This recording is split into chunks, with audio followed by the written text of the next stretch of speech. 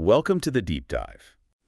Today, we're really going to dig into something pretty crucial, I think, for connecting with people, helping them make decisions, really. Yeah, we're doing a deep dive into effective sales conversations. We've got this framework from a YouTube transcript that's quite powerful. Exactly. And the plan is to, pull it apart, go beyond just the script, the words you say. Right. We want to understand the goals, the real outcomes you're looking for at each stage. Get to the core principles. Yeah.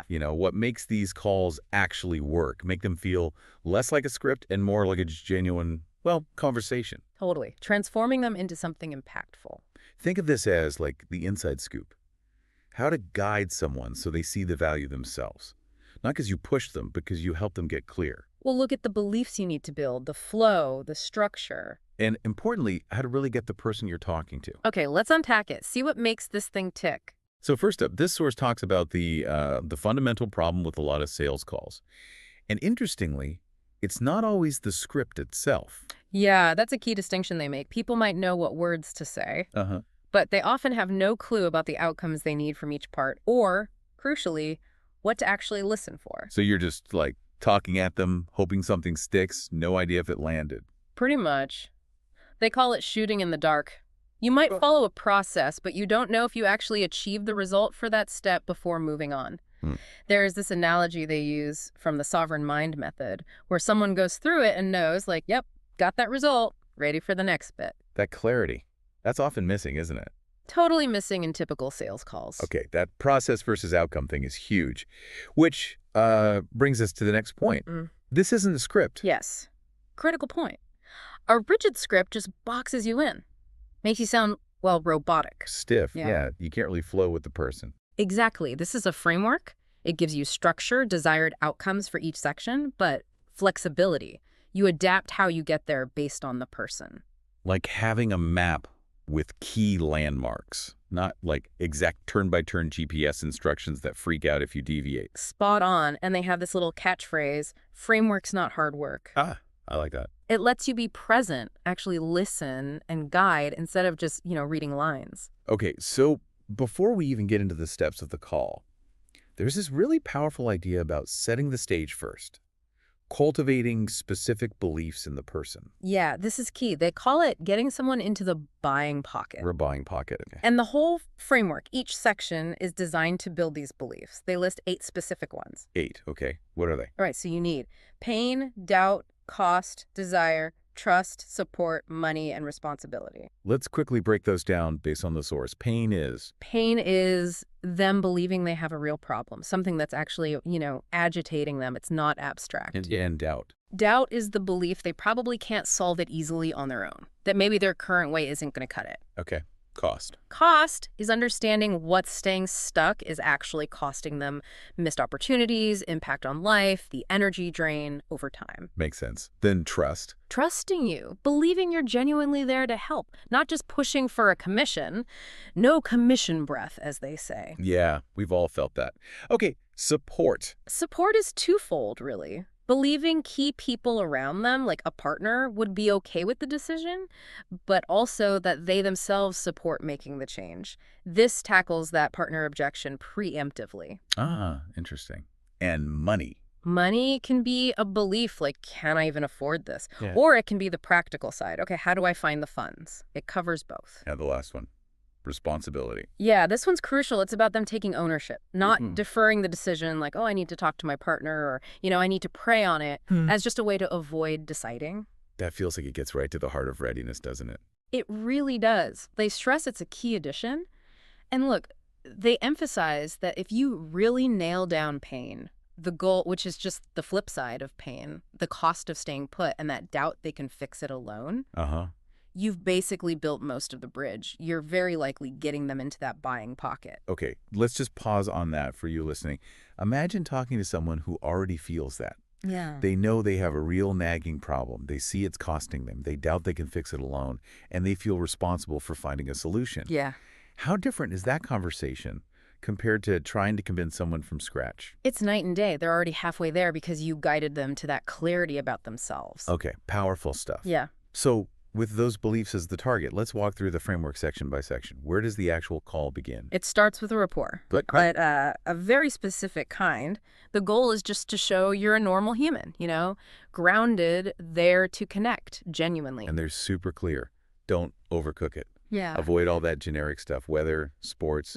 Right. It feels fake, often lowers your status, comes off as trying too hard. People pleaser behavior. So keep it short. Yeah, like 60 to 90 seconds, tops. Yeah. A simple "how's your day been" can be enough. Real connection comes later, through the actual substance of the conversation. Maintain a firm, grounded energy. Not rude, but like focused. Exactly, like a doctor getting straight to the point, politely but efficiently. Focused on the issue. Okay, brief rapport, grounded energy, then straight into framing the call and taking control. Yep, ideally within the first 2 minutes. Set the intention for the call and establish yourself as the guide. Taking control meaning you're the one asking the questions, right? Yeah. Not just reacting. Precisely. You're setting the rhythm, question, answer, question, answer. You're leading the dance. Got it. Polite but firm direction. Okay, after framing, there are 2 outcomes they say have to happen early on. Connecting the outcomes. Correct. These are non-negotiable for the rest to work. First, why are they here? What's the core problem or goal? And second, why us? What about our specific approach caught their eye? Why this call? With us? Why here? Why us? Makes total sense. Need that context up front. And they mention problem and goal are kind of inverse, right? Solving one achieves the other. Exactly. So you asked directly, what inspired you to book this call? And what was it about our method that resonated? They use that role play example, asking Gladius about the sovereign mind method and his big goal, stop limiting himself, grow the business, etc. Right. But the key here at this early stage is just getting a rough idea. The North Star, as they call it. You're not mapping the whole galaxy yet. No, exactly. You haven't earned the right, haven't built enough rapport for that deep dive yet. That detail, mapping the constellation, comes later. Okay, got the North Star, then situation. Yeah, situation. It's a quick background check. Think rapid fire, maybe 2 to 4 questions max. Goal is just to understand where they are now relative to that goal or problem. Yep. 2 main things you want to know. 1, what's their current strategy to deal with this? Could be nothing. And 2, how long have they been doing that strategy? Or doing nothing? That Gladius example again, asking about his mindset strategy, meditation, breath work, and how long he'd been at it. Hypothetically, 3 years. And this section's important because, as the source points out, lots of people skip it and jump straight to the problem. Which is too jarring. Way too jarring. Like asking for a date the second you meet someone. Situation warms things up, gets the conversation flowing, and crucially, starts building that timeline around the issue. Ah, the timeline, which becomes that lever later you mentioned. Exactly. The longer it's been going on, the more weight it carries when you talk about cost. Which leads us right into the meat of it, the problem section. The 4 horsemen. Okay, the 4 horsemen. Goal here is getting them to admit the current way isn't working and then exploring the real depth of it. How do you know you've actually found the problem? The definition they give is key. It's an area of dissatisfaction or something that's just not up to their standard. Okay, dissatisfaction or not meeting standard. So you start by asking, are you happy with the results you're getting from their current strategy? You gently guide them towards a no. What if they say yes? Or yes, but... Like in the Gladius example, he said yes and no. You just skillfully pivot to the no part. Focus on what isn't working, the annoying thought in his case. Okay, so once you get that clear no, that admission of dissatisfaction, then you begin with the 4 horsemen. Exactly. Now you explore it. Horseman 1. The problem itself, you basically just identified this with the no, the thing that's not working. For Gladius, the I'm not good enough thought. Got it. Horseman 2. How long? The timeline. How long has this specific problem been around? This is that leverage point. Gladius saying since I was 10. Whoa, that's heavy. Yeah, that adds immediate weight. They suggest chunking years into months even. Yeah, sometimes just saying 120 months instead of 10 years can make the duration feel even more significant, underline the burden. Okay. Horseman 3. The impact. This is huge. Why is this problem actually a problem? How is it messing things up elsewhere? Health, wealth, relationships. This is where you move from logic to emotion. Like Gladius mentioning the impact on his romance holding back, fear, and his business doubting his ability, approaching mentors. Exactly. You're connecting the dots, showing how this one thing ripples outwards, gets it out of their head and into their heart, so to speak. And the final one, Horseman 4. Why now? This is often the clincher. Why is it so important to solve this right now at this specific point in their life? And this works best after you've explored the impact and emotion. Definitely. You've connected the dominoes, built the case internally for them. For Gladius, it was hitting that wall, potential burnout, being tired of just grinding willpower. And you can dig into those why now reasons too, right? Like, what do you mean by burnout? Absolutely. Golden nuggets often appear here. So, recap. You get them to admit dissatisfaction, establish the timeline, explore the emotional impact across life areas, and nail down the urgency of why now. That source says this covers like 95% of the sale. Pretty much. If you do this part well, you deeply understand the weight of the problem for them, and more importantly, they do too. Wow. Okay, that paints a really complete picture. What's next after you've thoroughly explored the problem? Next is the doubt section, but it's optional. Depends on your read of the person. Okay, so you don't always need it. No, the goal here is just to ensure they believe change is possible with help, but maybe not easily on their own. You're calibrating their belief about solvability. So you're checking their confidence level. Exactly. It's a spectrum. Hmm. One end, you have the super confident, kind of cocky person thinking, yeah, I got this. I can figure it out alone. Uh-huh. Other end, someone with really low self-esteem thinking, change isn't even possible for someone like me. And you want them in the middle. Believing it's possible, but with your help. Precisely. That leads them logically to needing a solution like yours. So how you handle the extremes is different. How? For the talky type, you might gently ask, okay, if you feel you can handle this on your own, what prompted you to look for help or jump on this call? It makes them confront the fact that their solo efforts haven't worked. Knocks them down a peg, as the source puts it. But for the low self-esteem person, Yeah. you definitely don't ask that. Oh, God, no. Never. That would just reinforce their negative belief. With them, you build them up. Genuine encouragement. Hey, it's really smart you booked this call, or sounds like you're making good moves just by exploring this. So it's really about reading the person, being adaptable, like a chameleon. Totally. An elegant dance, they call it. Sometimes you support, arm around the shoulder. Sometimes you challenge a bit, light their feet on fire. You adjust to help them see clearly. Understanding that doubt spectrum seems key to doing that effectively. It's crucial. Okay, so after problem and potentially doubt, you pivot to the vision, the flip side. What does life look like when this problem is gone?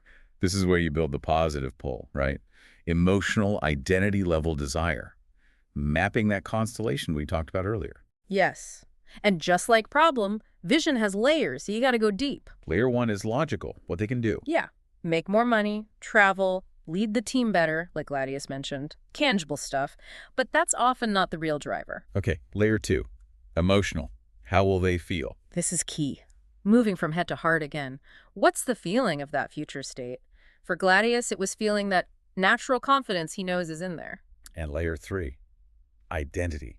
Who do they become? The most powerful layer, arguably. People buy identities. Who is the version of them that has solved this?